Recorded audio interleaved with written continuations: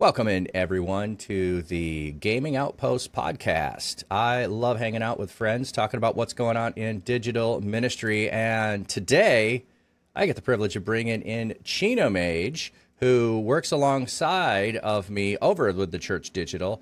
And he's also at Lux Digital Church. So we're going to be talking about online Twitch ministry and also conferences that we've got coming up. So, Andy, welcome in. Hey. It's good to see you, Flatcap. How are you doing, bud? I'm doing fantastic. Doing so many things, and, well, I don't even want to know your schedule. I know how busy my schedule has been. I know the production side of what I've got to see with the conference last week. I was uber impressed with everything that happened, and then even things that were evolving the day of to get it to happen. So just appreciate you and all that you are doing, and I can't wait until we start talking about the DMCON that has just a few days, a couple of weeks, and we're going to be launching that, and I'm really excited about it. Yeah, it's going to be eye-opening, revelatory, world-changing, life-shaking, all of those things. I think those are words that we can use to describe that. I think so. Probably? I think so. For some people, absolutely. The eye-opening thing, 100%.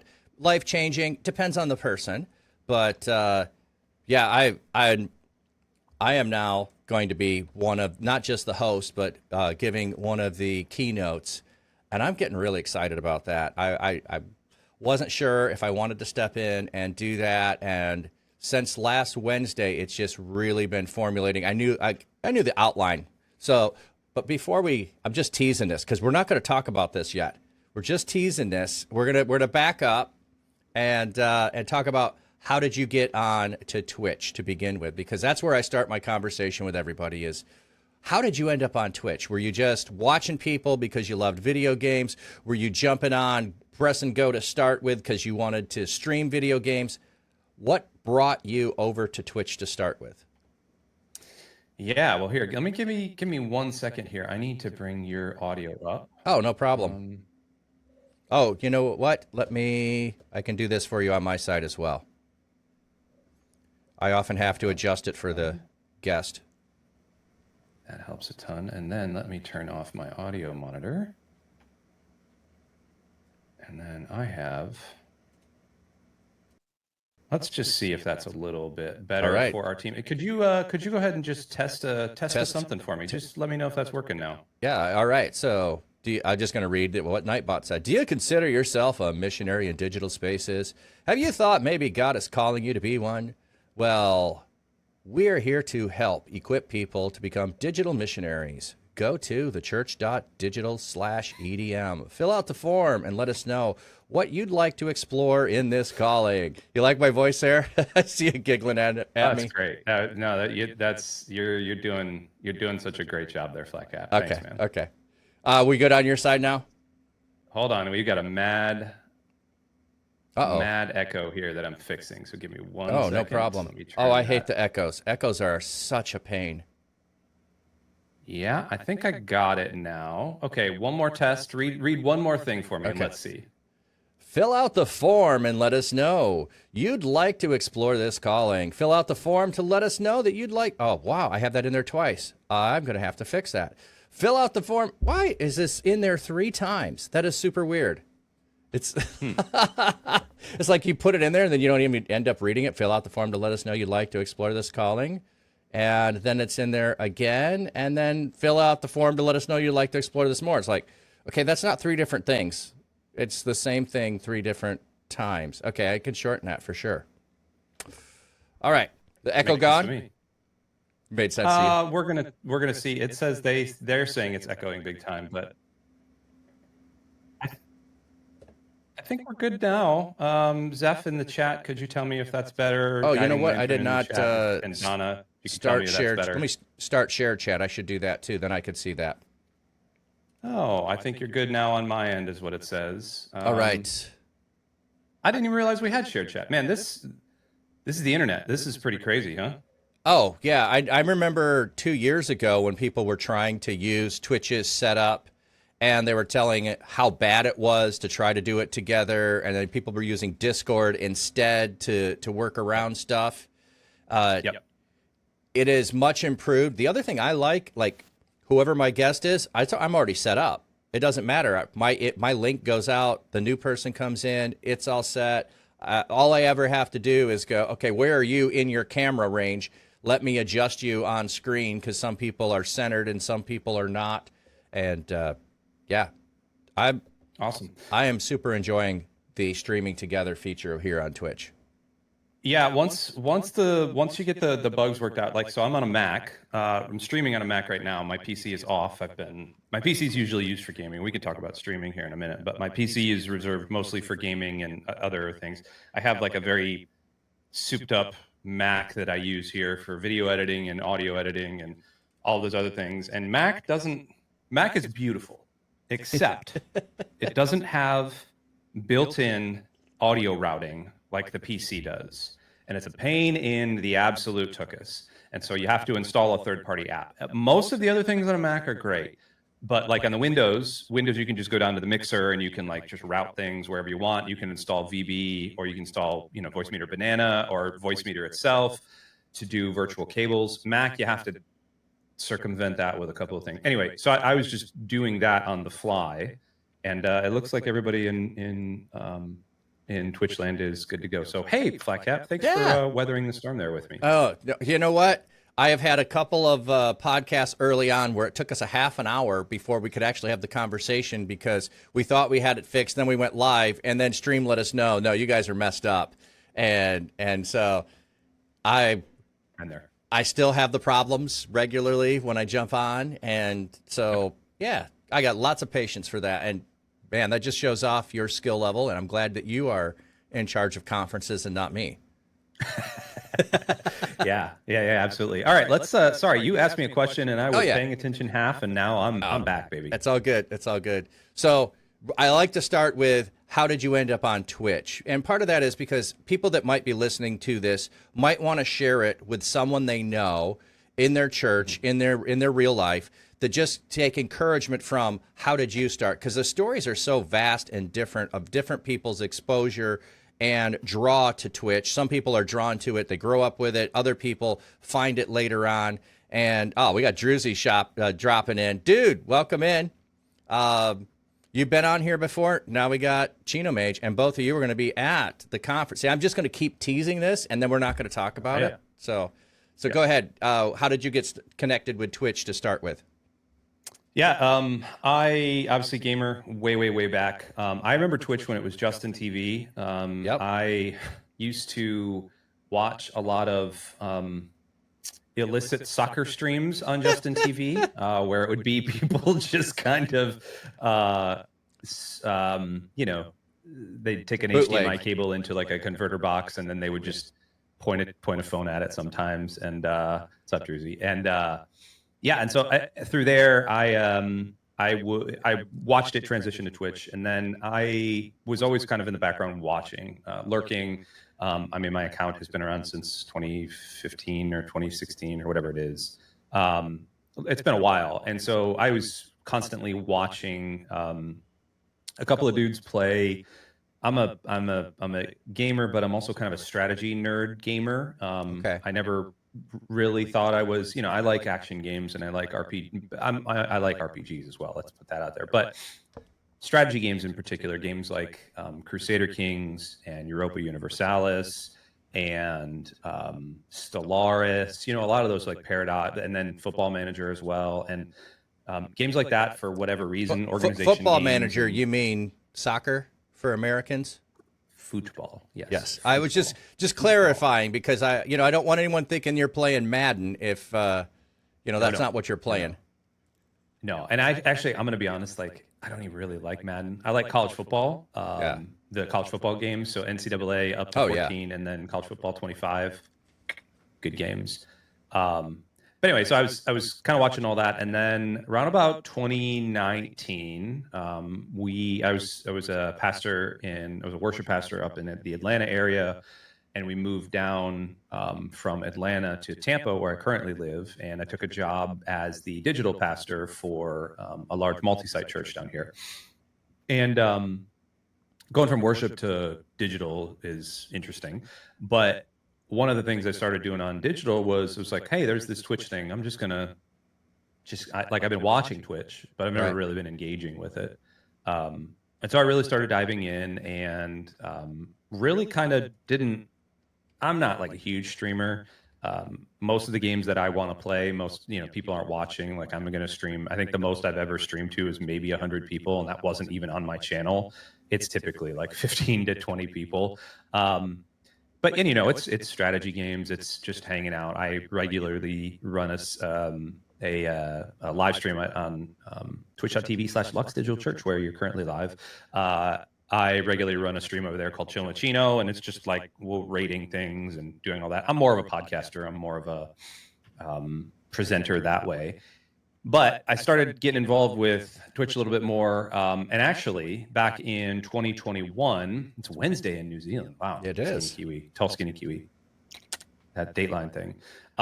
In 2020 and 2021, I actually started streaming from my garage. Now, I got to back up a little bit, because in 2016, 2017, and 2018, I was a worship pastor, but also I had opened a faith-based nonprofit gym. You can think kind of like a CrossFit gym, except it was for faith-based things. And so God literally wrote us a check for $20,000 and said, here you go. We found a space, we found a bunch of equipment, and we opened this thing up, and it was awesome. And I've always been a fitness guy. I'm a certified personal trainer as well. I kind of went to school for some of that stuff.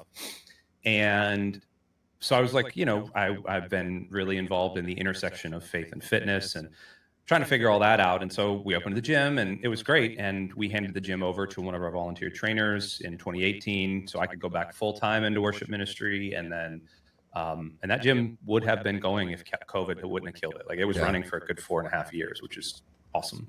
But so all that to say, I've always had that inclination. And in 2021, I had a couple of really cheap cameras, and God said, hey, go and start streaming. And so I would go out into my garage on 2 or 3 afternoons out of the week, and I would just set my cameras up, and I would work out, and I would stream during the workouts. I'd answer questions, and then I would write fitness programming for people for free. And it was a way just to connect and hang out. Never really got anywhere. I had a handful of subs, and a little number of followers, and it was fine. But I slowly started transitioning that into working a little bit more with games and gaming. Yeah. And I remember the very first game that I streamed. It was a game called Baldur's Gate Alliance. Okay.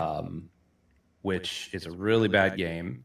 But I just wanted to I knew it was broken, and I kind of wanted to laugh at it. And I started laughing at it. And then I was like, all right, that was fun. Had a number of people come in and laugh at it. I was like, that was fun. So I started the week after, I started streaming Crusader Kings. And actually, the week after I started streaming, I was doing work for a company called Alter Live. I was doing some side work for them, and a lot of their developers were in the Ukraine. The week before that, the Ukraine had been invaded by Russia, and we lost contact with a decent number of our developers. And I was like hurting, because these are people that I had been working with, and a couple of them had sent WhatsApp messages of their apartments that had literally been blown out by bombs and rockets and all sorts of really scary stuff.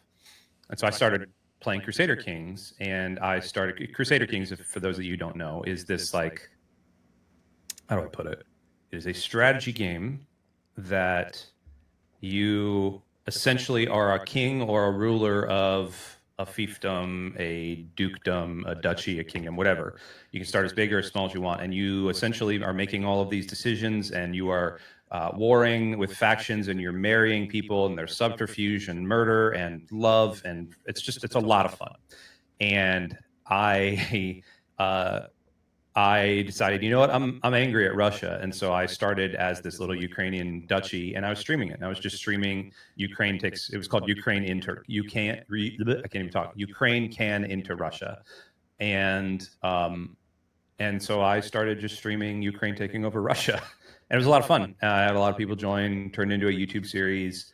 It was just my little way of like punching back at Russia. But through that, just kept kind of streaming and streaming and streaming. And then got hooked up with Digital Church. And here we are today.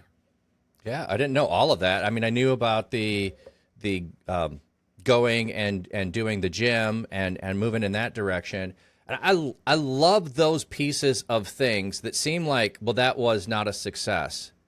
But wait a minute, that was a stepping stone in ministry that either developed something in you or you learned something from that if you hadn't taken that step, you could not be effective where you currently are at.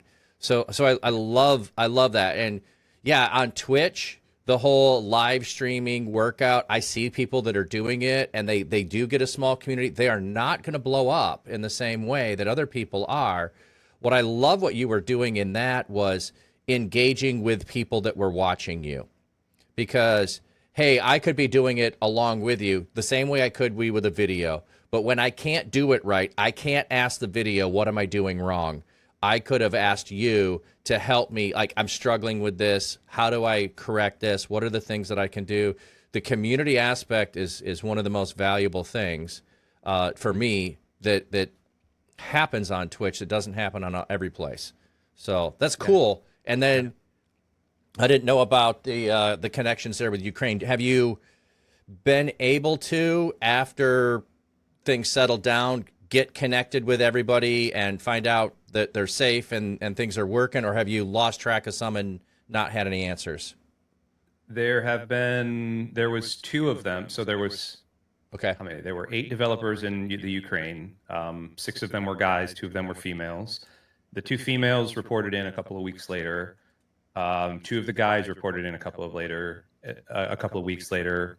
I never heard from like 3 of them, and then 2 of the other ones, they actually volunteered for the Army, and I didn't hear from them at that point. They volunteered to go to the front lines. I just can't imagine. I can't imagine. Right. I mean, I can.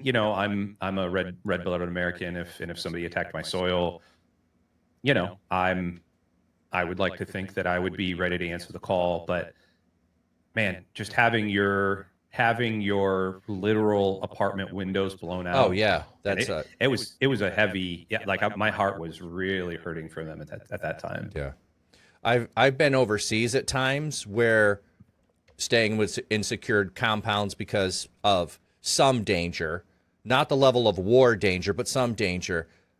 That's the closest I could come to imagining what it would be like to have your life overturned, upheaval, and all of that. It's so hard to grasp and imagine that.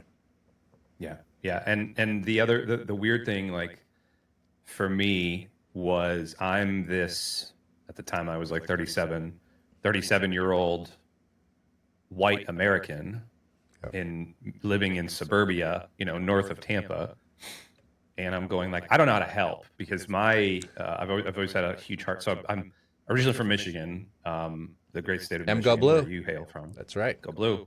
And but moved down here when I was 12, almost 13, because my dad got a promotion, transfer, all that other stuff. We are still Michiganders. Matthew Erg got it. Go Blue. And so we moved here, and so I'm essentially a Florida native. Like, I'm 42 now. I've lived here all but 13 years of my life. I was in South Jersey for 3 years, and then I was in the Atlanta area for about 7 years. So I guess it's 10 years. And I don't know if you knew this, but in Florida, we have these things called hurricanes that happen pretty regularly. Yes. Yeah. I was in the Dallas area when Katrina hit, and we had 500,000 people in Dallas County that were displaced from Katrina. Oh, actually, that was Collin County, north of Dallas County. I don't remember the number Dallas had. So I was running with the church that I was at. I stepped in, like, I just started an internship the month before it happened. And a month later, I am running a warehouse, coordinating with Catholic services. I'm trying to remember the name of it, St. Vincent de Paul, and other churches to coordinate shipments from around the country of goods and services, run a warehouse, get donations, purchase all the things that you would need in a house if you're starting over. So you're getting apartments that FEMA will pay for with nothing in it. So I'm getting room in a box. Here's the kitchen box, all your stuff, appliances, pots and pans, utensils, bedroom, here's sheets. Go down to the local place, hook up stuff with buying as many mattresses as we could to furnish. Like, that's what I was doing like a month into my internship, was helping coordinate all of that stuff. And so, yeah, and then going on mission trips to clean up in Mississippi City, where it was just devastated from Katrina. So yeah, I've been there and shortly after, but I've not lived through it. So that's going to be different. Well, and that's, you know, we've lived through a lot of them. Tampa is in such an area that we get a lot of it, but we don't ever get direct hits, which is like a total interesting God thing that we could talk about. But the long and short of it is I have developed a heart for hurricane rescue and hurricane all that. And actually, funny story, when I was living in South Jersey, there was a little hurricane called Sandy. Superstorm Sandy is what it was. Oh yeah. And it was a combination of a nor'easter and a major like Category 4 hurricane, and they met and they turned into like a Captain Planet sort of situation where they just exploded. And that explosion happened right, like the eye came right over Atlantic City. I was living about 10 minutes away from Atlantic City there, and it's funny. I was evacuated for 2 hurricanes in South Jersey. Both of them, well, one of them I didn't leave because I was like, I'm riding this out. But Superstorm Sandy, we were getting evacuated, and our entire area was getting evacuated because we were near the coast, and they evacuated me from South Jersey to Florida.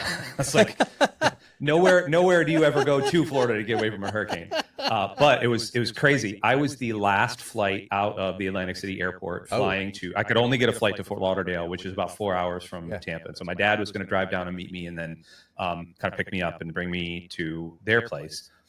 And as we were literally the last plane out, and then everything was shutting down, everybody was leaving.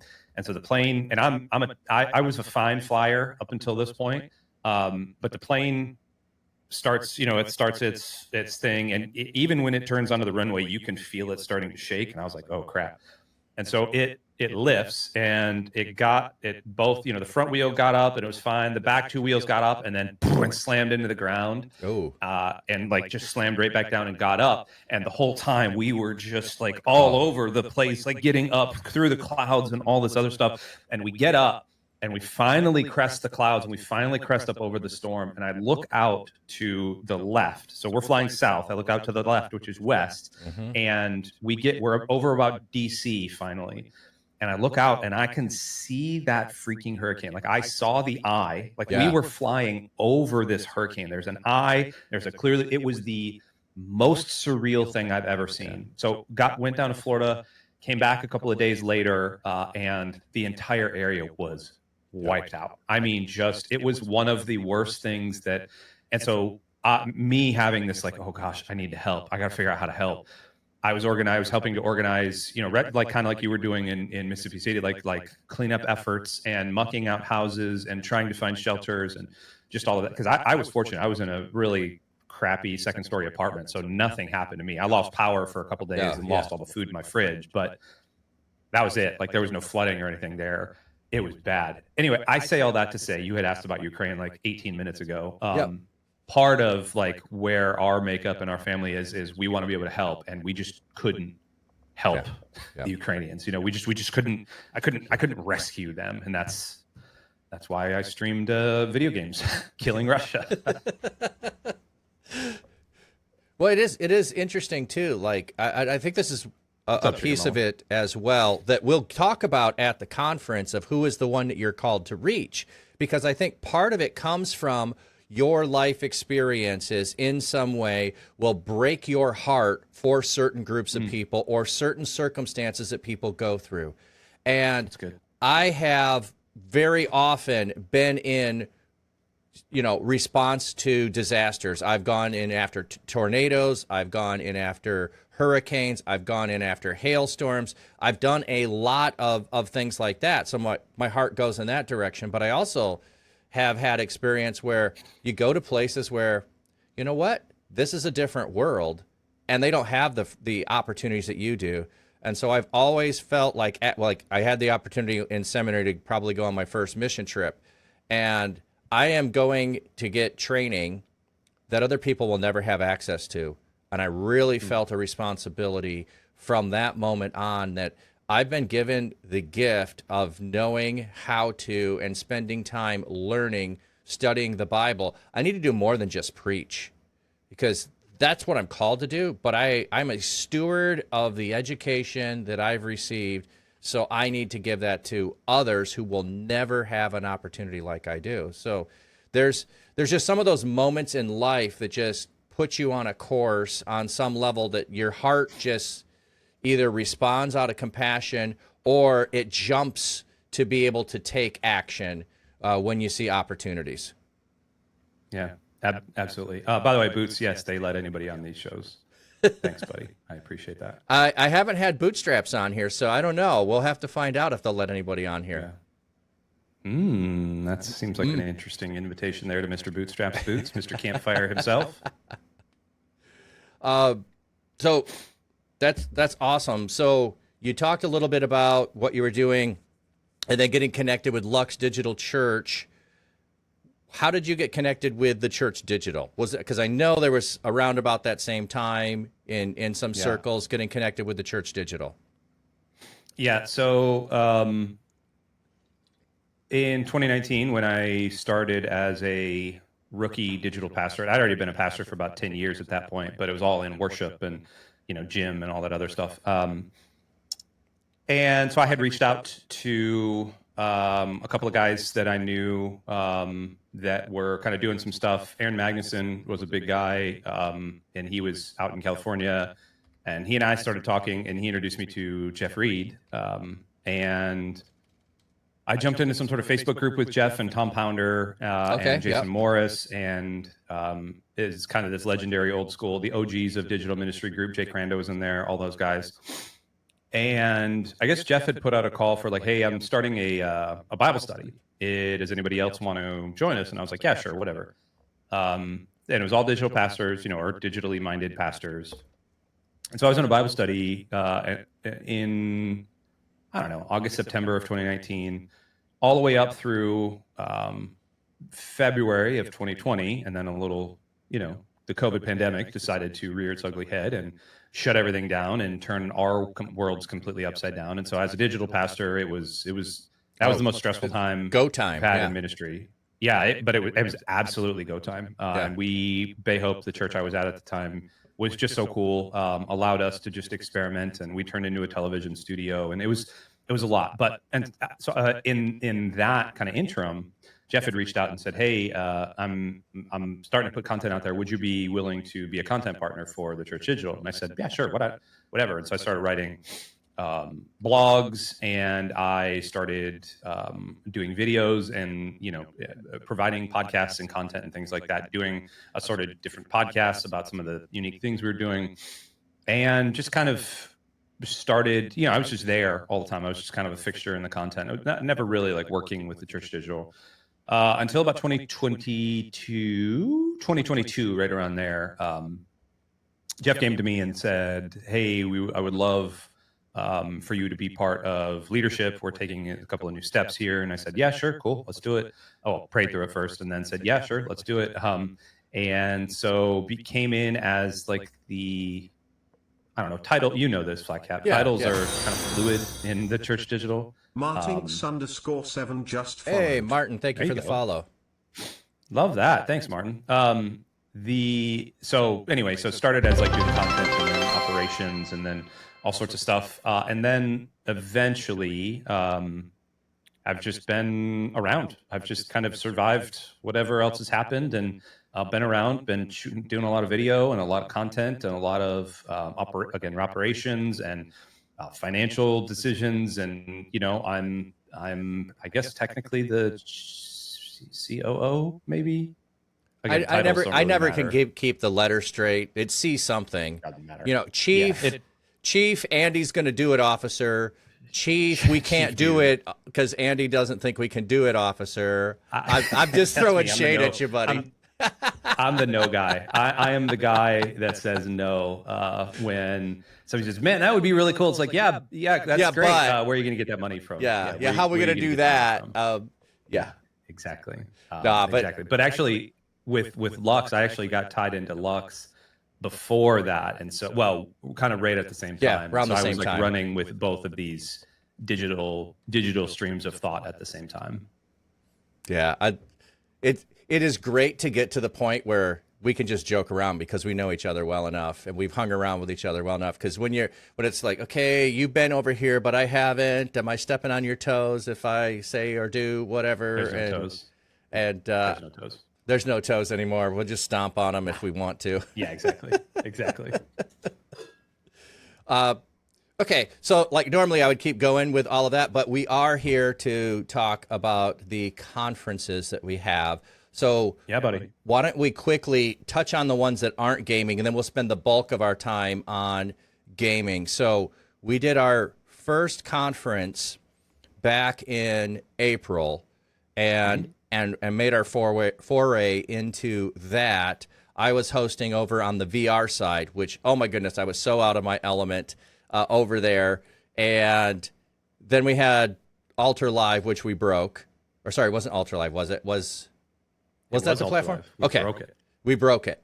So we had over 1,100 people show up for the digital conference there, which was fantastic and amazing. Proved that, hey, there is a hunger for this. There is a need for this. And we had 85 countries. I can't remember if it was 85. So 80-something countries that showed up, which is like, this is a global thing that God is on the move. And so I was super excited about all of that. And then we began on the heels of that to say, okay, what do we do next? And as we both know, Jeff kind of runs way ahead with ideas, and then we try to figure out if we can do them. And so it was, let's do a couple of conferences. And then that couple of conferences grew to, let's do 4 weeks in a row of conferences. So we had the first one, Reaching Your Digital Neighborhood, which was fantastic. I loved it. I was learning so much from people that are doing things, and then getting connected with some of the sponsors and the stuff that they're bringing alongside of to help digital missionaries be able to do things. So I'll let you go from there. So we've got one that is tomorrow, which is Control Alt Recover. So why don't you just highlight that a minute? Yeah, Control Alt Recover. So the kind of core of all 4 of these conferences has been, we want to see people really lean into digital in a way that is holistic. And so Digital Neighborhoods, first of all, was really identifying, by the way, what's up, DJ Craig? Just good to see you. We wanted to lean into the idea of digital can be everywhere, and identifying your neighborhood is where you need to start. And so talking about evangelism in your neighborhood, talking about how to reach your neighbor, talking about how to invite people into the space, things like that. And so that was kind of the big one. But then the other thing that happens, Mark is on the church's account. Mark is a boomer. So he's commenting as Lux Digital Church in chat, and I don't know, Mark's a boomer. Mark is younger than me, and yet he's older than me at the same time.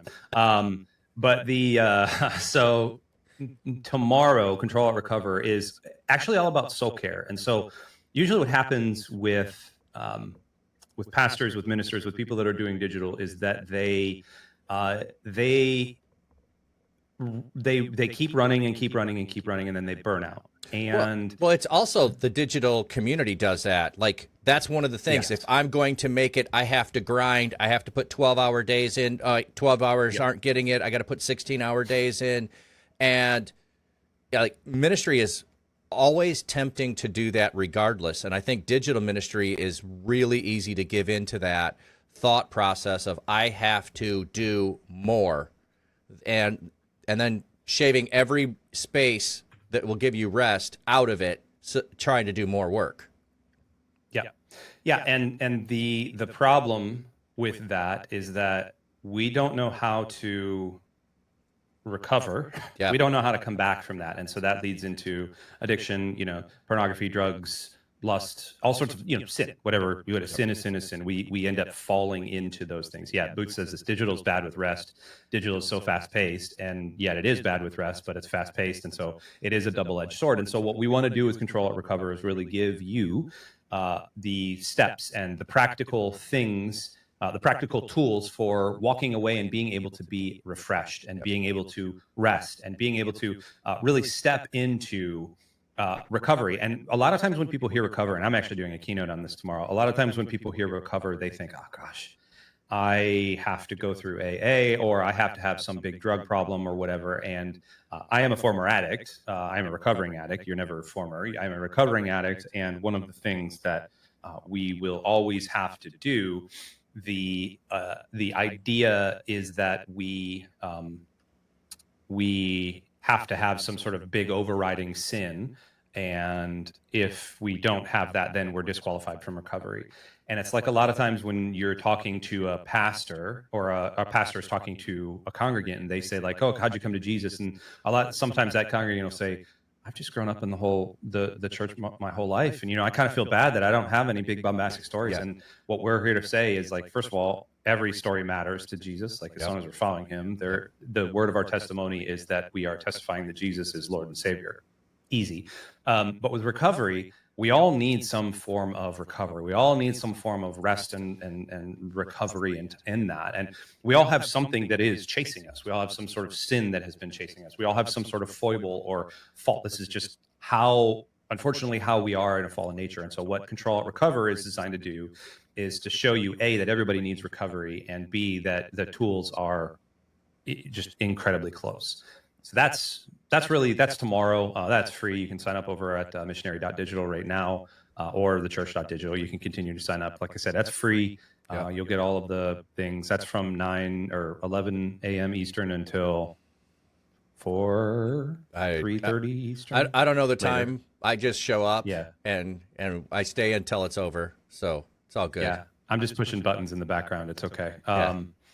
It is CR is for everybody, not just addicts, says Boots. Absolutely, 100%. And that's where we are partnered with an organization called Project Exodus. Project Exodus is amazing. They're from South Africa, but they are really adopting a decent amount of what Celebrate Recovery talks about, and they're turning it digital.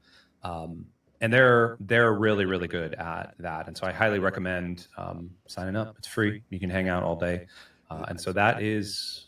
Yeah, the other thing with Boots was saying earlier, wish I could make it. If you sign up, you will get the content later if you cannot make it. So if you're like, oh, I can't make it on Wednesday because I'm at work, I'm not able to do it. Yes, you're going to miss the conversations. And for me, that's the best part, is processing with other people about what we're learning. But you'll still be able to get it later, and you could do a watch party with other people and be able to dialogue that way with people who've been there. So if you are able to, in any capacity, be able to take and sign up so that you can watch it later, you're gonna benefit from it. Yeah, absolutely. So yeah, that's tomorrow. Sign up. It's gonna be fun. And then the following Wednesday, if anybody is not in the U.S., this will be a good place to hang out if you can't make these ones. I don't know what time it is in my time zone. I want to say it's 4 a.m. for a European conference. It's 3 a.m. It's 3 a.m. Oh, 3 a.m. Man, I'm trying to give myself an extra hour of sleep. Nah. But that one, a lot of people in the U.S. aren't going to make it to. Sign up anyway. Yes. Because that one, my understanding, and you can correct me if it's evolved since then, is going to be like a series of TED Talks with people coming in. And you're like, to me, it just sounds like I want to be drinking from the fire hose of people who are boots on the ground, doing a lot of stuff and sharing what they're doing in ministry. I am so excited to learn, because I love to get outside of the American context, because it's so easy for me to judge other Americans and what they're doing because I think I might know better than them. But when it comes to people that are outside of my cultural experience, it's like, I know that you see something I don't. And so I can learn something, even if you say it the same way that I've always heard but never listened to. I'm going to be able to see something that I did. So I'm super excited about that one. And yeah, I'm planning on getting up and being online and hanging out with a bunch of people and learning what God's got going on there. Because you know what? Our friends like Tall Skinny Kiwi show up when we have our conference. So we can do that for others. It's true. I might be sleeping for half of that one. It's fine. Yeah. You're I told Jeff anytime before 5 a.m. I'm no good. Yeah. You are pixelating a little bit on my side with your video feed. It keeps coming and going, so I'm not sure what that is. Yeah, I'm working on upload. I have like 3 or 4 things, unfortunately, in the background. I have I have a home built server, and the server has been uploading a bunch of data to somewhere in Google. So I hit pause. We'll see if it kills if not. It hasn't been awful. Like I said, it just pixelates a little bit and goes out. I was just letting you know that. Yeah.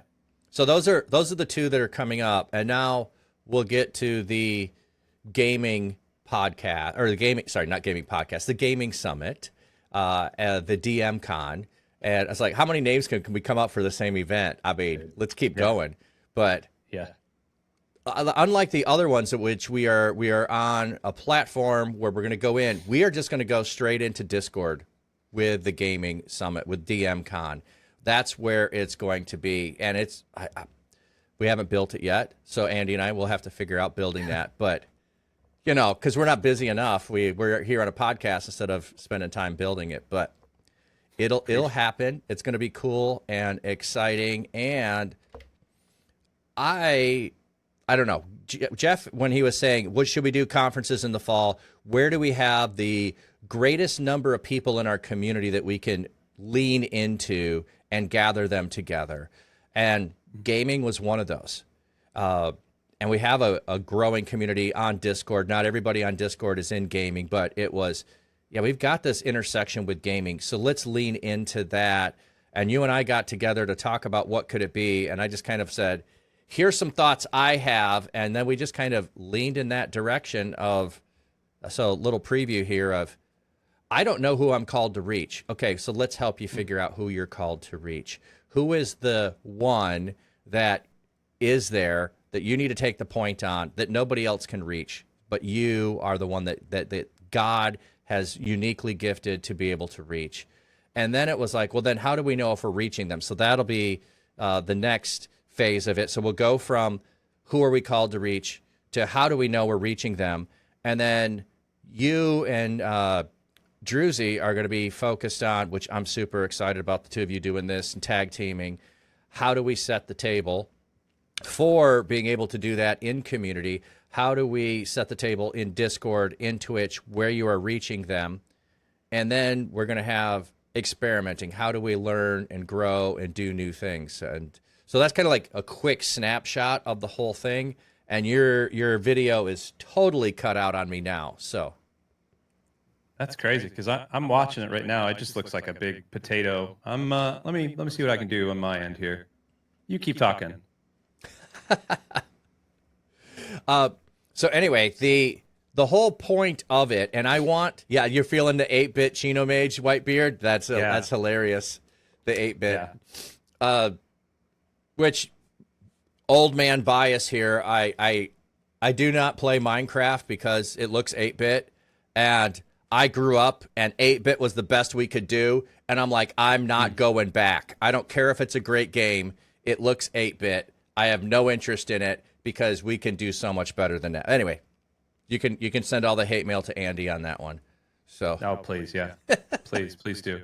But anyway, part of what I really want with this conference is not just to come and have a whole bunch of intellectual knowledge shared with you, and you go home really excited and rah-rah, and then you go back to life and you haven't taken any steps towards really identifying who that person is that God's calling you to uniquely reach. You don't know how to reach them. You don't know how to measure that. So part of my idea for this conference is that there will be a worksheet that you will be able to have, that each guest will have the questions for you to be able to fill out. And we're not just going to say, we'll go to a break. The speaker will speak and it'll depend on the speaker, 5-10 minutes about a topic, and then ask you to go spend time answering those questions. And so you will be working on the process of doing this throughout the conference. So if you really are thinking of, I want to figure out who God's called me to, but I haven't had time to start the process, I don't know the right questions to ask. That's what I hope we're able to accomplish in this, is helping you go from the idea, I think God's calling me into this space. How do I figure it out? Or I've been in this space and I now know God's calling me to something, but I need more help of being able to figure out who I'm truly reaching and how God's gifted me. So that's kind of like the big picture of what I hope is accomplished. And your picture is back. I see your smiley face now. Yeah, it's funny. Twitch says there's a little thing that in the performance area that says, hey, you've got performance issues. Automatically optimize my settings. And I went, no, I don't want you to do that, Twitch. You're traditionally very bad at optimizing. I have fiber. I don't need you to optimize my upload. Right. And so I flipped that off, and guess what? I'm back to like normal. Okay. Thanks, Twitch. Thanks for trying to accomplish what you were doing, but I'll take it from here. I know what I'm doing. Oh, the auto settings don't usually treat me right either. So, nope. I understand they're trying to save money, but hey, I'm trying to send a 900p camera at you, Twitch. Deal with it. Deal with my almost 1080p camera being sent to you. So yeah, that was a great description of what's happening with DMCON. And I know DM, everybody thinks, oh, DM, Dungeon Master. And the little bait and switch there is, no, it's digital missionary. Digital missionary, See? yes. Yeah. And plus DMCON, when you write it out, it's DMCON, which kind of looks like Call of Duty. And, we're tricksters. That's what we're doing. Yeah. We're just pulling a con is what we're not trying to pull a con. So no, we're not doing that. No, please don't. So what are your thoughts? What are you excited about with pulling this together? Yeah, so it's interesting. You were clickbait for the win, says DJ Courageous. So the interesting thing about this one is that we're trying to be very interactive with it, right? Like we're trying to be. That's why we're doing it in Discord. Most of us know how to use Discord. If you don't, then you can sign up over at what are we at? theChurch.digital/Discord, I think, or FAM. What are our FAM links? Yeah, I think you have to go to Discord. FAM, and then it's got both of them under FAM. So yeah, it's got WhatsApp and Discord. And so if Discord scares you off, sorry, there's 2 other conferences there that are for you. This is really going to be the most hardcore nerdy of them. There it is right there. In chat, by the way. This is going to be kind of the most hardcore nerdy of all 4 conferences. Yep. We're not expecting the super big, thousands of people numbers. No. It's going to be small and intimate. Yes. Yeah. This is very much a summit. And what I'm looking forward to is the overall topic. So the thing that had come out of Flatcap's brain when we were initially talking about this was he was commenting on the fact that we needed to find our one. And that's been something that's been pervasive, I think, in a lot of the things that I've been talking or that we've been talking about in things like Nerd Culture Ministry Summit and even Reach to a certain extent, definitely in a Megazord, things that we've been doing outside of our actual day-to-day digital ministries. Finding your one, finding the person, finding crafting your message, finding the ultimate goal of what you're saying, making your look and your feel of your stream or your ministry around your one, because if we're trying to aim at everything, we're going to hit nothing. I think there's an old Japanese proverb that says, man who try to chase 2 rabbits gets none.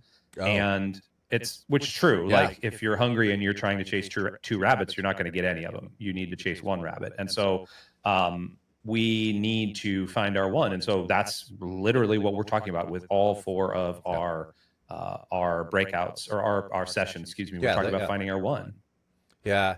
And part of it, and so this is like to try to say, well, I came from when I was in seminary thinking that God was going to use me to plant churches. And so I spent tons of time studying church planting and that direction. And then it didn't end up being, that's where God led me.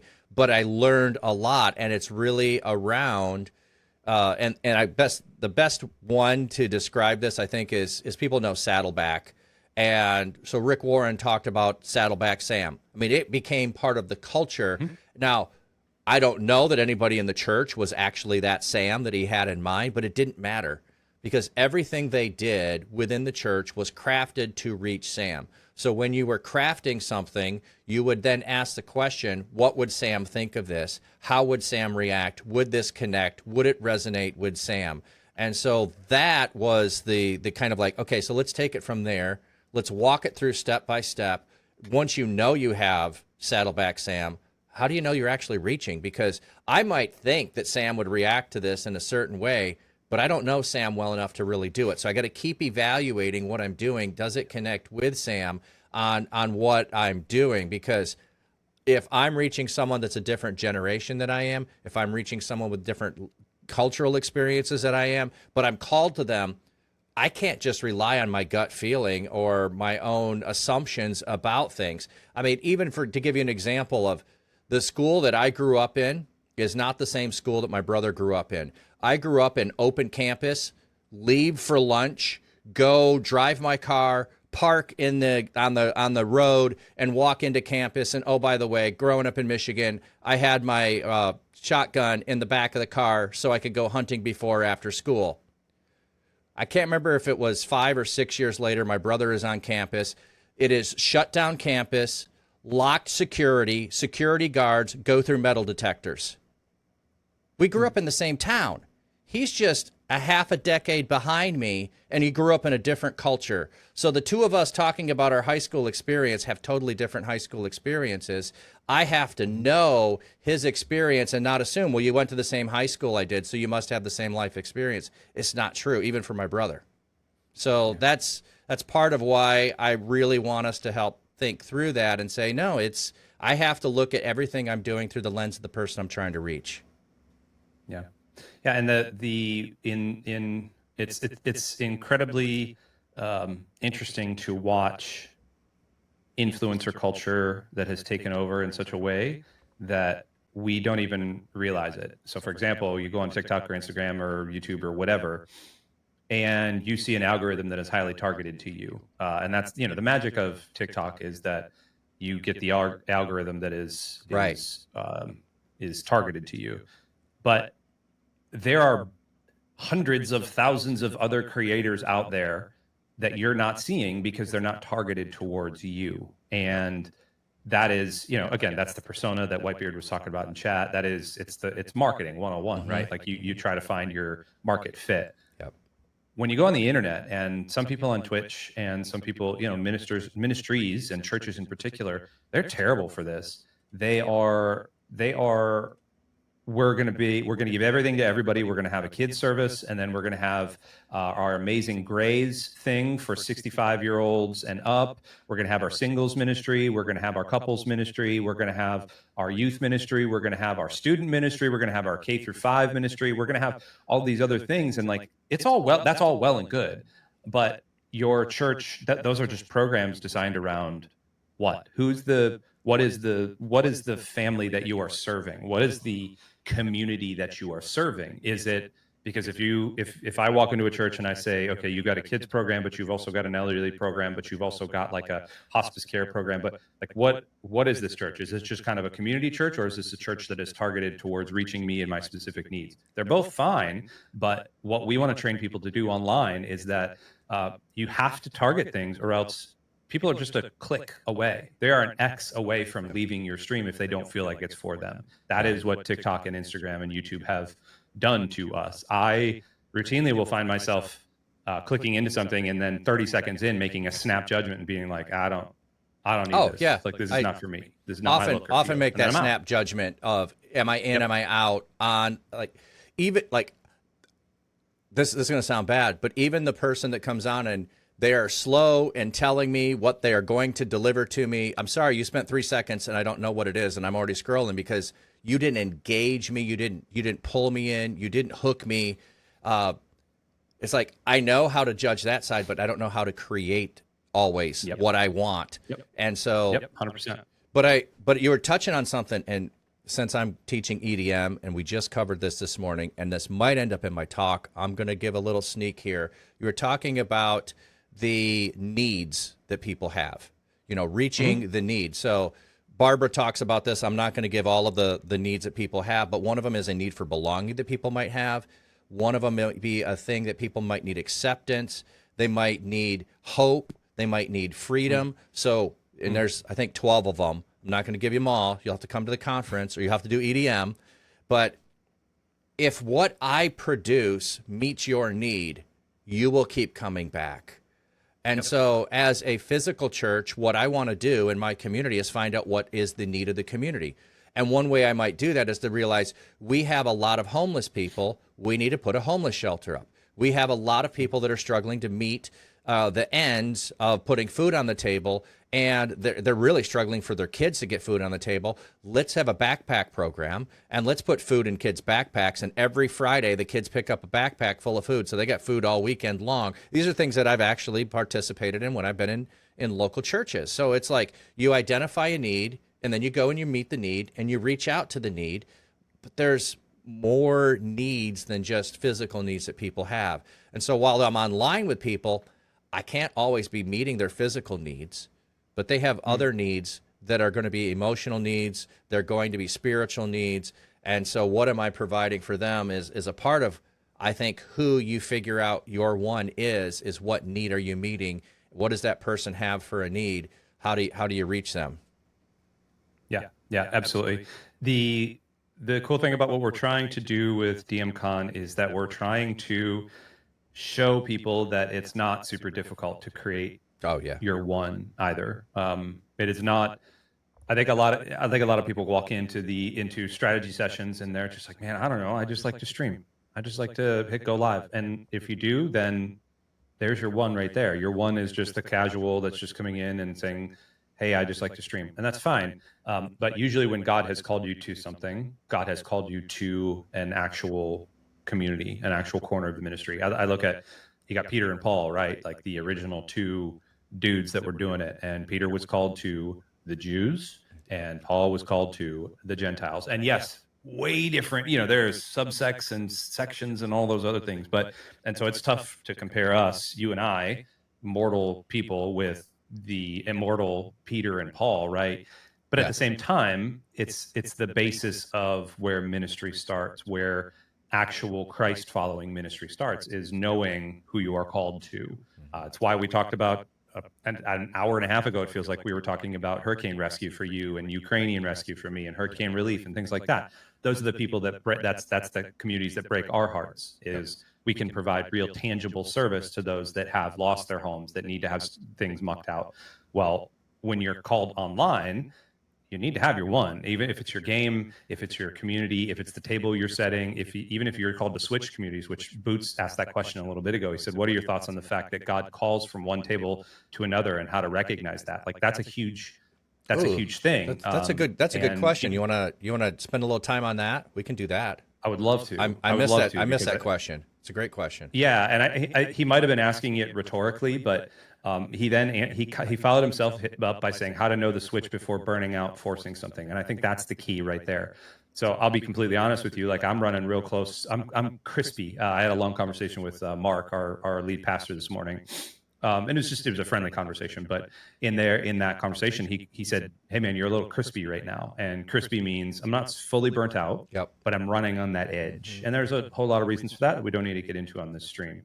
But what happens is that when you are running in places and you're trying to pour out and you're trying to consistently give, and it's not the community that you've been called to, it's not the one that you've been called to, you're putting a lot more energy into that flywheel and you're not getting the response. And so you're having to put more and more and more and more energy. And then pretty soon you don't have any energy left to give and you burn out.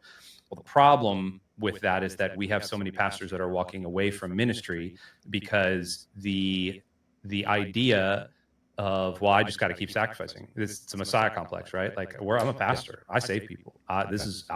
Notice I said I save people, not Jesus. I noticed that. I save people. I rescue people. It's exactly.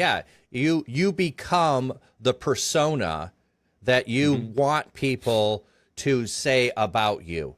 Is the temptation? And boy, I'll get in a little bit of thinking through this, of stuff that boy, I'm so blessed with my wife. I couldn't be doing what I'm doing without her. I would not be where I am. I often say I probably would not be anywhere where anybody would want to know me if it wasn't for her. But there is a level at which I say early on as a pastor, I wanted my phone next to the bed so that anybody could call me when there was a crisis at 3 a.m. because I want to be on call for everybody.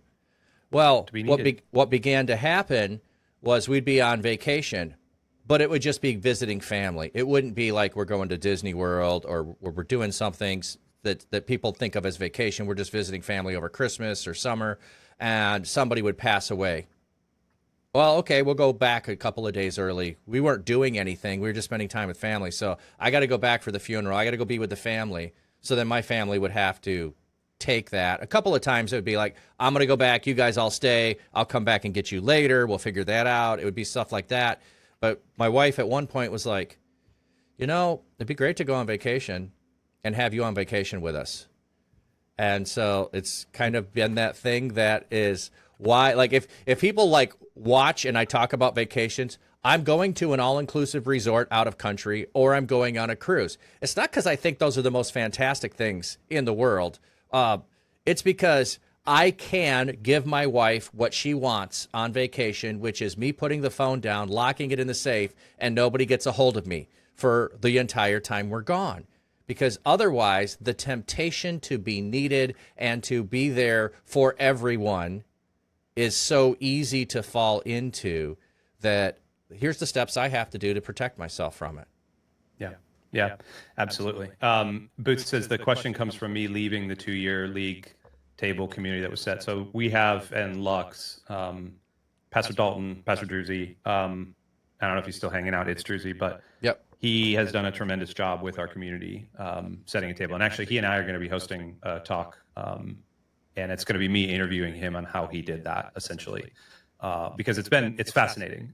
We routinely have tables after our Wednesday evening services, and we'll have anywhere from 30 to 50 people hanging out, playing games, doing puzzles, listening to music, just chilling, talking. It's one of like the coolest times of the week where we've just gotten done with this 1.5-hour service of worshiping and learning and doing all those things and praying together, and then we go and just hang.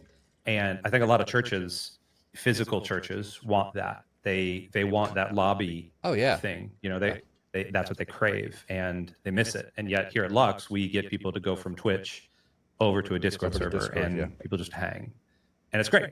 But that's been in large part because of what Pastor Dalton has done with tables. And when you set a table, you are essentially doing, just like it says, you are setting that table. You are crafting a message, but you're choosing a game or choosing some sort of need in the community and saying, hey, I'm going to sacrifice couple of hours out of my week to come and sit at this table and invite people to join me. And I'm going to play games with them, sure, but I'm also going to be trained a little bit in how to be attentive to what the Spirit is doing, how to listen to what that person is actually saying, and then how to actually just be the hands and the feet of Jesus in those tables. And so Boots has, for a long time, been part of our League of Legends table, and he's amazing at it. Like Boots it's just this amazing, Boots is a great guy.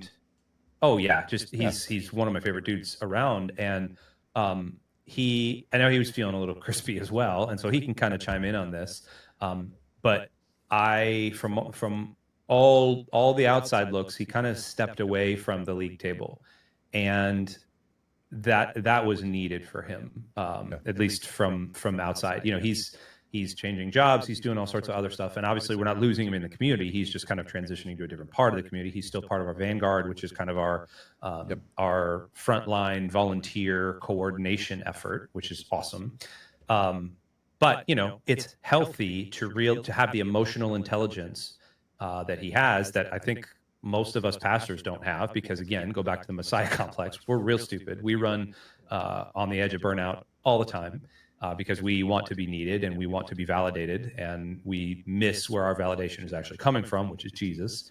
And we tread way too close. We fly way too close to the sun in that. And so, with Boots stepping aside, like that's admirable. And I think one of the things we need to talk about maybe going forward is, okay, how do you know when your one is not working? And I know Jay, he's going to be our last presenter. Yep. He's going to be talking about metrics for success. He's going to be talking about how to do some things, because he's tried some things and he's experimented and it hasn't worked. Some of them have, some of them haven't. And he's going to be talking about that. And how do you know when it's working? How do you know when it's not working? How do you know when to step back? How do you know when to not feel like a failure when things don't go the way that you want them to? Because spoiler, like most of the time, things aren't going to go the way that you want them to. That's just yeah. Well, and the other strange thing in ministry sometimes is when things like numbers are the things you can measure. You know, you can measure offering, you can measure attendance, you can measure baptisms, you can measure, you know, profession of faith or convert, whatever thing you want like that. But that doesn't tell you the depth of anyone's life, and it doesn't tell you if life is changing. And so when you come across people, you may never know fully the impact that you have because you can't see it. And now they don't always report and tell you what they've done or how life has changed. Like, this is unrelated to digital ministry, but it's not, in the sense of when I go live and stream, somebody might come in my chat. They might lurk in the chat the entire time, not say anything, hear something they needed to hear, and then disappear. So I don't know if I ever made an impact. I don't even know if they were there. So I don't talk about it much on stream, but I have a prayer booth in my local artisan market. I just started that because God told me to, and it's a whole long story. But I'm down there, and boy, this year, and I shared it with a few people, I said, I am really reluctant to go. I'm dreading it on Friday to go down there on Saturday. I just feel like I'm so busy. I don't have time. I know this is meaningful, but I'm not excited and I'm not feeling it to go down there. And I was really struggling in May, June, and then things turned around in July. Well, if I'd have thrown in the towel then, I would have missed what happened on Saturday, which is a gal who came in and said, I don't know if you remember me. I had a miscarriage last year and you prayed for me. And you really helped me through that struggle. And then about a month later, a friend of mine had a miscarriage, and I was able to reach out to her and help her through that because I'd gotten helped through that.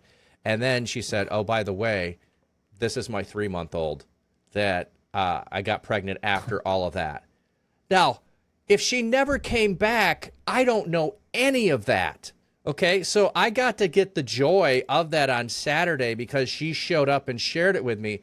But what if our paths never connected and I had that impact and I'm measuring everything by I don't have 10 people showing up and asking for prayer every Saturday, so I might as well fold the booth down and go home and quit paying rent there because it's not cheap. And I don't have a bunch of donors saying I should be there. I just have God's calling. And so, you know, it's those things are true online as well. Yeah, absolutely. I think also there's an interesting thing that happens when we again, this is part of the conversation I was having with Pastor Mark earlier, but my camera keeps glitching. Yep. Twitch is just being totally fun right now.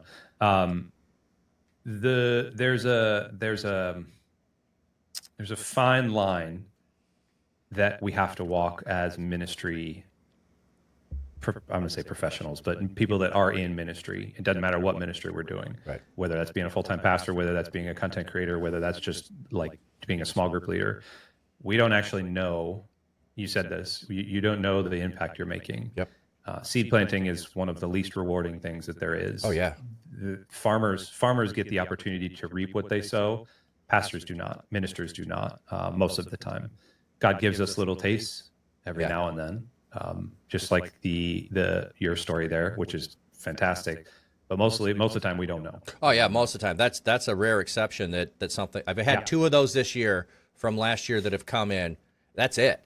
Out of all of the prayer times, all the conversations last year, I've gotten 2 visits from people that said I was here last year. You prayed for me, and here's what happened. And the other one's just as cool as that one. It was a gal that was coming in monthly, asking for prayer every time she was going to have a cancer treatment. And she came in, and this was in July, and she rubbed her head and said, I have hair. And I'm like, it was exciting because she had lost her hair. And so for her, that was super exciting and came down and, you know, it was just like, oh, God, you helped me. You gave me an opportunity to be a blessing in someone else's life. I got to be a part of that. That's one other aspect, like to go back to the question of leaving a group. There's one thing that I don't think the church has done well, and maybe it's not the church, maybe it's just North Americans don't do well, and it's celebrating when something has come to an end. It's time for me to move. It's time for, and I've done a lot of moving. So my average time spent in a house before this house that I'm currently living in is 3 years. So that means I've spent 1 year and 2 years living in a place most of the time in my life. And it even though that's about moving physically, there's a lot about people will ask questions of, I'm at a job. Do I leave? Do I stay? Here's what I'm feeling. I'm in a ministry. Do I leave? Do I stay? And I spent a lot of time in prayer around that over the years because I was in seminary in Texas doing an internship with a church, moved to South Dakota, was there for several years, moved to Iowa, was there for several years, moved back to Michigan where I grew up and have been here for the past 9 years in the same house. So like I said, my average was 3 years, and now I've been here 9, but I'm not serving at the church that I was at, which is why I came back here. So there is a whole bunch of, we don't do a good job. This is where my point is going. A good job celebrating that it's time to move on and celebrating when people move on. So then it causes them to wonder if they should move on. And it causes them to maybe feel guilt that isn't deserved for feeling of moving on. Because sometimes, like, look at Paul. He goes and he starts a church, and then he goes to the next town and he starts a church, and he goes to the next town and he starts a church. That was the journey that Paul was on, was go and start a church and move, go and start a church and move, go and start a church and move. And if you don't fit into the mold that other people are doing, because like, what does Peter do? He stays in one place pretty much, and he just helps the church there get established. He's not doing the go to every place. So if we don't celebrate when you do move on and you did a good job, then what are you stuck with? You're stuck with doubt and guilt and worry of, was it the right time? Am I doing the right thing? One of the things that my pastor told me when I was first talking to him, so when I was interviewing with churches, and he said, let me share a story with you. I got interviewed before I came here at the church that we were at with a church in California, which would have been fantastic for my family, would have been fantastic for my career. I would have been able to be at this level. I would have been able to move into the possibility of being a television personality, a preacher on TV. I would have had all of that. And you know what? If I'd have said yes, I'm convinced God would have blessed it. But I said yes to coming here instead. And then look at what God has done through what we had done there, which I can name a handful of guys that he mentored. And now we are in ministry doing magnificent things. So it's like, it wasn't that one was right and one was wrong sometimes. It's that God gives us opportunities and lets us make decisions about what's right for us for the moment. And if it turns out that it is a stepping stone, we'll figure it out and we'll move on to something else. If it was a wrong decision, we'll figure it out and we'll move back where we need to be. But I think we sometimes, like I said, I think we don't celebrate well when it's time to move on. So then we leave people in the lurch about it. Yeah. Yeah. The leaving well thing is fascinating. And I know Boots left. Well, I mean, he didn't leave anywhere. Like he's saying drop in. Yeah, the mind makes you think you failed, you gave up, you abandoned your people. Yeah, rarely does it come to mind, oh, God is just calling me to another table, because the table is running and it's been set up. And yeah, and I'll tell you what, I want to share another story. So hopefully this is a helpful thing. I love this this is what I love on my podcast. I don't know what we're going to talk about, these little tiny things that happen. And I don't think I've shared this with any of my streaming to date. I don't think I have. So before I went to seminary, God had called me into doing drama ministry at the church I was at. So that's how my wife and I met in college, was doing drama. And I lost my job as a teacher, and I'm struggling and going, what do I do? I'm delivery truck driver, and getting God feeling like he's moving in me, but I don't know what I'm supposed to do. And so I was at a retreat, and I come home from the weekend, and I felt like God was telling me it's time to step up and do something. And the bulletin in there says, we're looking for a drama director.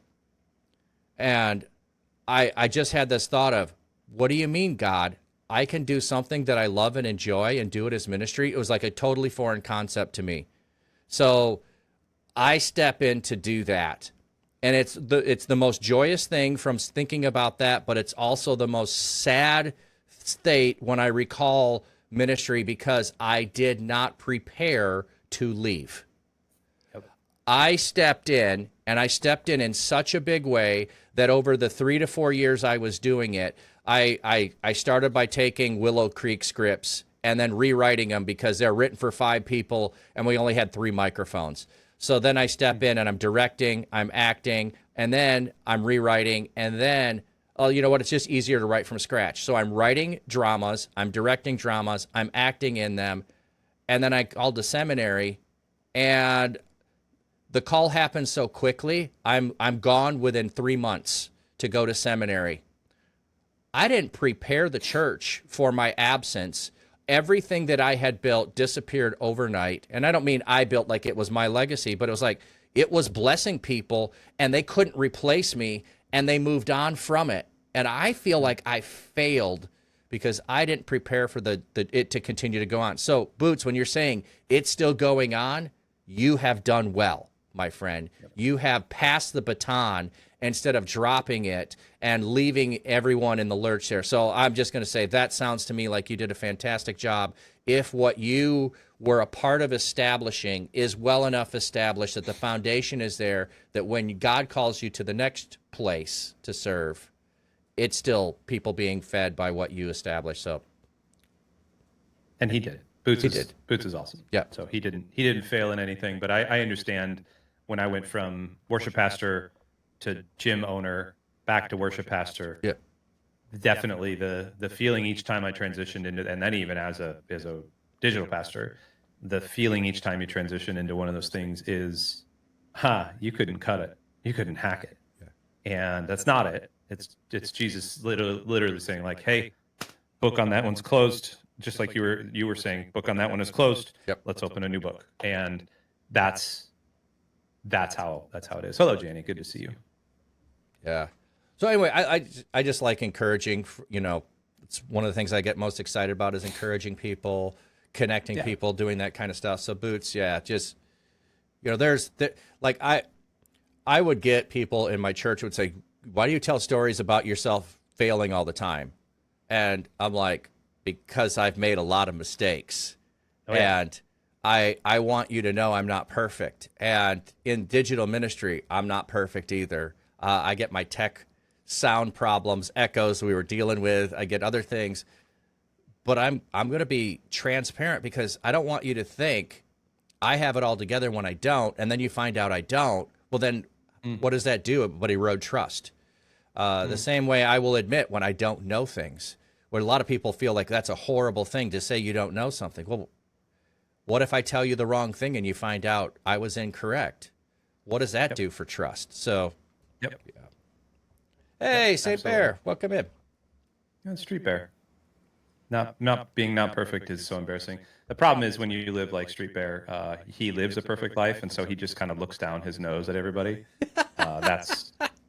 That's how it is. It's okay. It's perfectly fine. We all walk on eggshells around him because we know that he is one day going to be the perfect human. Love you, St. Bear.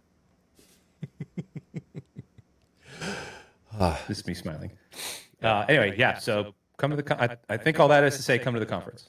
Yeah. Come to DMCON. Yeah. Well, yeah. We could go into more details, but I want you to be there. So yeah.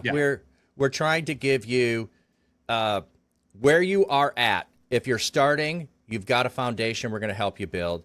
If you've already done it, we want you to help refine it so that you better can assess if you're doing the things that you feel God has called you to do.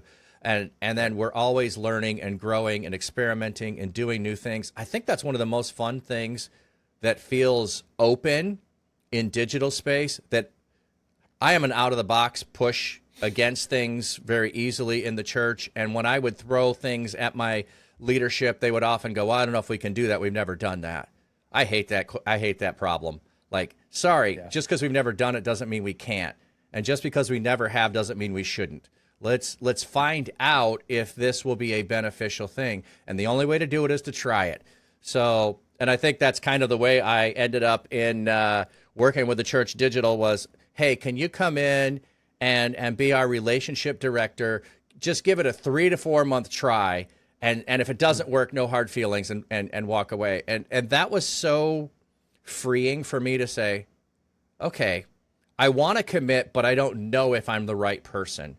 I don't know if I can fully do what you're hoping I can do. I don't even know what I'm doing. But okay, 3 to 4 months in, I was like, yeah, you feeling good? I am, but I still don't know what I'm doing. All right, you want to stick around? Yeah, I'll stick around. Where am I going to go? There's not enough other people that are crazy, out of the box thinkers like we're putting together. So I don't want to say this in the way that Jesus, disciples said, where are we going to go? Where else are we going to go? For the words of life. I don't mean that. I mean, where else am I going to go with a bunch of people that are like, yeah, let's find out if God, we know God is in this. So let's find out if this is what God will bless by pursuing and where he's going. And so I hope anybody that has those thoughts of, can I be in gaming and God bless it? The answer is yes. Can I do something that's fun and I enjoy and God bless it and be ministry? Oh yeah, absolutely. He does. And I think God gets excited when we figure out that the thing that we love is the avenue for us to reach other people.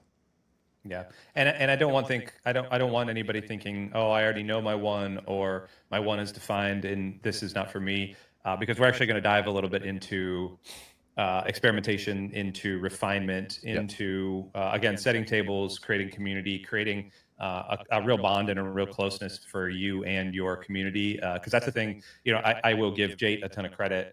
Jate doesn't really have he doesn't have a Discord server like Lux or anything like that. He's got a small server, but he doesn't manage a Discord server. He interacts with his community solely on Twitch. I mean, for the most part. And people know him and people love him, and that's the way he interacts with them. With Lux, we have our Discord community. We know our one. We sometimes reach our one, but our community is a little more vast and varied. TCD, same thing. It's a little more vast and varied. And the beauty of that is that there's always time to refine. There's always time to, like you were saying, I don't really know. Like I'm just kind of screwing around here. Like I'm experimenting, and let's just throw some things at the wall and see what sticks. And that's the beauty of what we get to talk about in a couple of weeks, is that we get to talk about, hey, the throwing things against the wall and making them stick. That's actually part of refining who your one is. Yeah. That's part of refining your ministry. And so, this might seem like some people like, I don't need to attend that because I already know who my one is, and that's fine. Except you can always get better. You can always get better with your one. So that's good. My one is the kid that Chino bullied in the Tales of the Loop. And what was his name? Was his name Patrick? No. Oh gosh, Ethan? No, I can't remember that kid's name. Anyway, we played a couple of James. Was it James or something like that? No, it wouldn't have been James. I wouldn't have bullied a kid name. Okay, so context. I'm like, we're going downhill fast. We do a little context might help. I couldn't remember his name. He's just a stepping stone. Okay, so this is in a game. Sad. He was not a Russian orphan. The game is a tabletop RPG game, and it's called Tales from the Loop. And what it is it's a system. It's kind of like D&D. It's a system based on you as a character, except it's like back in the 80s. And there's like some mechs and some robots and some other stuff. And anyway, we played it in a stream that we had set up over the summer called Staff Meeting. And it was the entire staff of Lux. We'd get together once a month. We'd stream it for a couple hours. We'd play games together. Mark was our GM, our game master. And so he was the one setting the scene and all of our characters. So I played myself just like when I was 15, and in an alternate version of the 80s, and with all my, created our characters. We had our faults and our foibles and all of those things right now. And so in my initial story, there was a kid who I guess had been, we're going to call him Ethan or something. When Chino was 15, he bullied her. Okay, this is just false. This is slander. So this kid, he wanted to hang out with me and he wanted me to come hang out with him, but I was in a band and I wanted to be cool. And so I role played me like telling the nerd kid, which by the way is our one, telling the nerd kid to go away, and because I wanted to hang out with the cool kids. And then there was some stuff with like Russia, and there was a robot and all sorts of stuff. Anyway, St. Bear was there, and it was like one of the funniest streams we've ever done. It was one of the most fun we've had, and go watch it on VOD. It's pretty good. Okay. It's very good, actually. Yeah, it's fun. Okay, So anyway, I don't bully Russian kids. I like Russian kids. I like Russians overall. I like kids, just until they get in my way of being with the band, and then I got to go hang out with the band because I'm a cool kid. Anymore. Anymore. There we go. On my stream, I'm putting up St. Bear's comments just in the middle of my screen. And I made them very large. So anytime St. Bear is commenting, I'm just commenting something good. I'm putting it in very large letters on my screen. It's nice. There you go. Yeah. Did you post the VOD to YouTube somewhere? It was too good to lose. Ooh, we might have saved it on Twitch. I'll have to go back and see. If not, I have a copy of it. We saved it all. Yeah, that's anyway, an interesting. Sorry to derail there. No, it's okay. It's those are some of the things that, like, just in my mind, prove community. Like, people doubt that you can have real community in digital spaces. Those moments just proved it. There is community there. There is real relationship. There is ongoing, because there's shared experiences, and shared experiences lead to deepening trust, lead to deepening friendship. And so that's just a great example of that happening right there. And then everybody that knows is sitting here laughing about the whole situation. And it's the reminiscing of that also brings the level of friendship deeper, because you're reminiscing about the same thing that you experienced. And then now those of us who know feel closer as well, even though we weren't there. It's like, oh, I know something new. I have more information. I am now deeper into the connection with the community. So, yeah, Yep, awesome. Absolutely. Cool, man. Anything that we have not talked about with the conference or digital ministry that you'd like to make sure we talk about? No, we didn't really outline who's talking. So you are talking. Yep. North Hill Live. Our streamer is also talking. Yep. Myself and Pastor Druzy Dalton from Lux Digital Church, and then our very own Jate Live, is also going to be presenting. Those are our 4 keynotes, and it's going to be, I think it's going to be a ton of fun. You're going to get to join in. If you do join us, it's going to be kind of ramshackle, not in a bad way. It's just going to be kind of like, hey, we're going to open a bunch of Discord rooms, and then we're going to close them, and we're going to open them, and we're going to kick some people and move some people around. Like, it's going to be, it's going to be, it's experimentation. And honestly, that's the most fun that I think we can have, because it is going to be a little bit of experimentation. All I got out of that was that Chino has issues. Yeah, I have major issues, white beard. It's fine. Well, the other thing too is, if you're not there present with us, I don't know how we can duplicate that. I mean, I'm saying earlier, we'll get the VODs, we'll send those out. You're going to miss so much if you're not in Discord hanging with us throughout all of that. I mean, there'll be VODs, but it won't be the same. It's the same thing that I tell, I mentioned when it's like, hey, if you're listening to this later and watching it, you missed half of the conversation that was happening in chat. I'm not putting it on screen. You need to be here for that. You're missing some stuff. It's just going to be a one-of-a-kind experience with doing that. We haven't talked about this, but I don't know if the Church Digital is going to do another gaming conference. Maybe we will, maybe we won't. Maybe it'll be a couple of years. Maybe we'll do more. I don't know. I'm not worried about that. I just want everyone that shows up for it to be exactly what they need in this time where they're at, so that God can launch them into the next thing that God has them called to do. So, yeah, absolutely. So it's going to be a ton of fun. Come join us. Can't wait to see everybody. Yeah. One last thing that I do usually ask everyone who's on here is, do you have a story or two of impact where you've seen digital ministry happening, and you've been spending a lot of time in gaming like I do? So just thinking stories of Twitch, that can be Lux related, that's fine. Just some stories of impact that you've seen in the community during your time of being an online streamer and online viewer in digital spaces. We can talk about our very own Bootstraps Boots in the chat. Yeah, go for it. Actually joined Lux because so Mark, our lead pastor, was streaming Boots. Was it on his channel, or was it on Lux's channel? I can't remember. This a couple of years ago, a couple of years back, Boots was just kind of cruising around Twitch and had no idea about Lux, really didn't know a whole lot. I mean, he knew about church. He kind of had some church hurt stuff in the past, had a lot of questions. Boots is an intensely intelligent individual and asks some really piercing questions. He does know how to get right to the heart of things very quickly. It's one of the things I love about him. And so there was a stream happening, and the stream itself was Mark was rolling D&D characters. He was creating D&D characters. Okay. And for whatever reason, he was just creating D&D characters. I don't know the reason. Boots can probably chime in with the reason. And Boots popped into the stream, saw D&D, popped into the stream, started hanging out. One thing leads to another. Boots joins into the community, and then he starts joining us on Wednesday nights. And he made Chino a swole mage. That's right. So he was making me. He was rolling a character, and I don't know why. Again, I didn't know any of this until Boots told me. I was like, wait a minute, what is happening here? This is a couple of years ago. Yeah. He was making me as a really buff like wizard, and Boots started hanging around the community. So a wizard with a 1800. Essentially, yeah, just throwing it. Yeah. And so, he starts hanging around the community. He starts investing 3 years ago. Geez.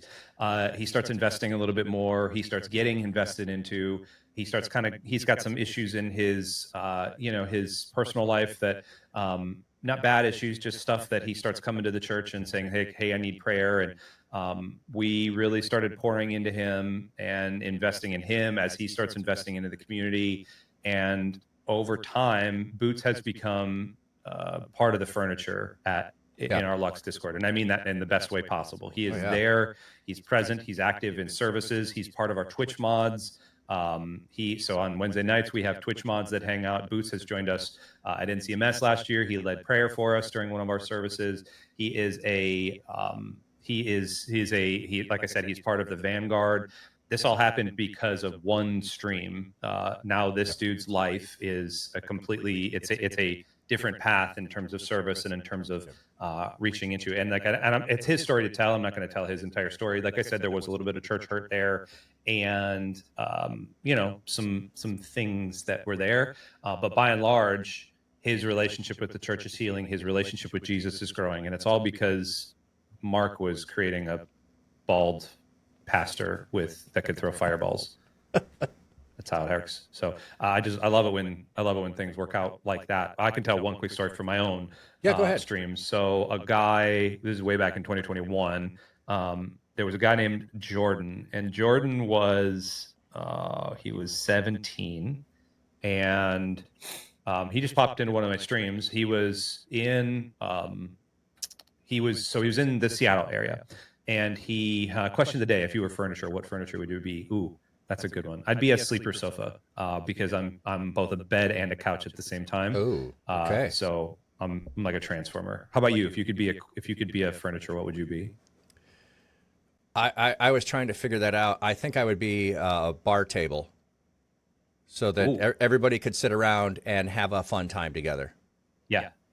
That's a good one. I envy that. Maybe I'll switch mine to I'll switch mine to a bar stool no, because I don't want people. No, I don't want people. Anyway, that's what I was going with. Yeah. So Jordan was he was graduating from high school that summer, and he was going off to college on a basketball scholarship. And for whatever reason, he just popped into one of my streams. And so he and I started talking on stream, and he kept showing up every week. I would host a stream, and he'd pop back in. Hey, Andy, good to see you. And so I created a little bit of a workout program, like an off-season basketball program for him, and sent it to him. And he used some of it. He didn't use the whole thing because he also had a nutritionist that was helping him. He was on a basketball scholarship. Well, I don't see him for about a year. He's there for a couple of months, and then I don't see him. He goes back to school. Here he goes to school. I don't see him for like a year or something like that. And then all of a sudden, I'm in my Ukraine Can into Russia series, and Jordan rocks up, and it's like Christmas break or something. He says, "Hey, Andy, And I was like, Jordan, man, good to see you. And he's like, what's been going on? And he said, well, I just needed to tell you that, all of our conversations, like, thank you so much for the thing. Like, basketball's been going well because of all of our conversations. This is the long and the short of it. Because of all our conversations, I really got interested in this whole Jesus thing. And I got involved in a campus ministry. And so he was in a ministry on campus, and he had met a girl through there. And so now he's dating a girl from this campus ministry. And, this all started because some idiot dude was working out in his garage in 2021, and now it's 2023, and he's got a girlfriend. He's involved in a campus ministry, like all this other stuff. Like, who knows how you just hitting going live, finding your one, going live, doing the thing that God has empowered you to do. Who knows what impact you can have down the road? And who knows, like, Jordan might turn into the next, like, he's not going to be LeBron, but he might turn into the next, like, insert basketball player here that also is a believer that's carrying his faith in. Who knows? Yeah, that's cool, man. I love those stories. And like we were talking earlier, sometimes you don't know. Boy, is it so rewarding when you do find a little bit out down the road. And I think on some level we get a couple of those to be able to hold on to, or we get to listen to other people and hold on to them in the hopes that maybe that is what's happening as we're doing ministry and connecting with people. So appreciate that. Oh yeah. Man. This has been fun. Yeah. I wish we had more time. We could keep talking for a long time. We could swap stories about stuff going on. Normally I ask whoever the person is, who should we go raid? Is there somebody that is connected with Lux Church that we could go raid right now? If you take a look. Let's see. Following. Dustin is live. Negative CPU. Let's go raid Negative CPU. There we go. Negative CPU. Love it. Yeah, let's raid Negative. I'm gonna head over there in just a second. You let me know whenever you're ready for us to raid, and I will raid over there. Well, we can. Let's just do any last words that you want, and I will play a promo for the conferences. I got a promo. I stole your video that you put on the webpage, so good. I've got that to promo. So I'll do that. When it finishes, we'll hit the raid. Perfect. So I don't think you can hear it, but I'm gonna play that for everybody on my side, and then we'll raid out. Sounds good. Thanks, man. You know what it means to do ministry. You also know what it means to be a gamer. And you know what it means to try to share Jesus in that space. I mean, you're doing it. You're in the lobbies, you're on Discord, you're in game chats, you're trying to be encouraging in your live stream chat. You're trying to bring hope into that stream. You're praying for the person behind the handle. Gaming might be the medium, but discipleship is the true mission. And you feel like you're doing this by yourself. But imagine you weren't doing it alone. You've got backup. Imagine you were equipped and resourced and linked with others who know that discipleship can happen where you're at, where other players are gathering. Imagine that your passion is coordinated. You can have fun and be intentional on your streams. What if there was a summit built just for you, for digital missionaries in the gaming world? What if you were not just playing together, but you were actually building the kingdom together? That is DMCON, a digital space for gamers who disciple and disciples who game. If you've ever questioned whether games could be sacred ground, this is your confirmation. The digital spaces you inhabit can become communities of belonging, healing, and gospel transformation. Jesus is already in the game. Let's discover where together. You're not alone. Come and see who else is with you right now. Register for DMCON today. 3, 2, starting raid. Raid. 3. Raid is Bye, started. everybody. Love you. Miss you.